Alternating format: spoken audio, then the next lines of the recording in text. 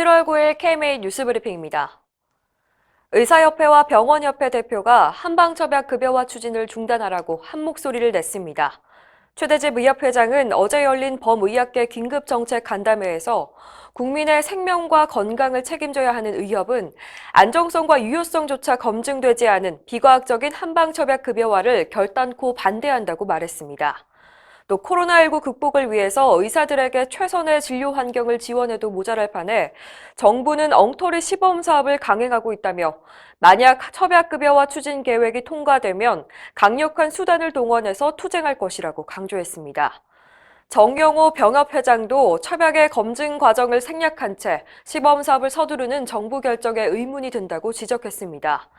정 회장은 한방의 건강보험 적용 확대는 기본적으로 의학적 타당성과 의료적 중대성, 그리고 치료 및 비용 효과성을 고려해야 한다고 밝혔습니다.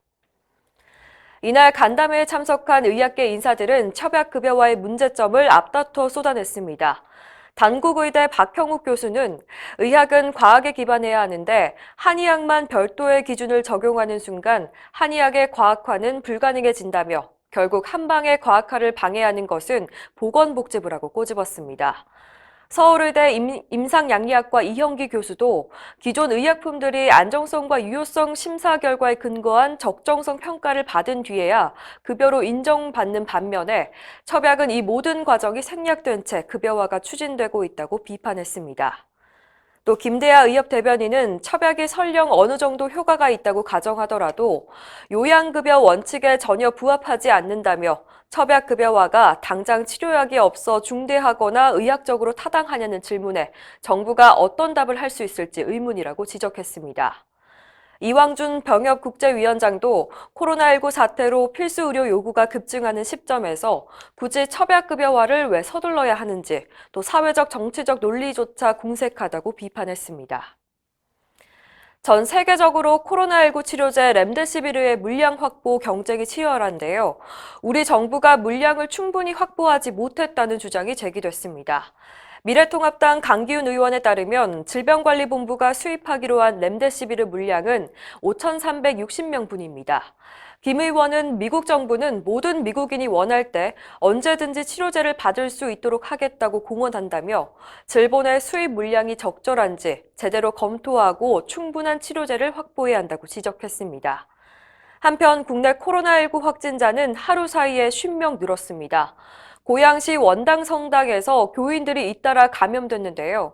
보건당국은 교회 소모임과 행사 등을 금지했습니다.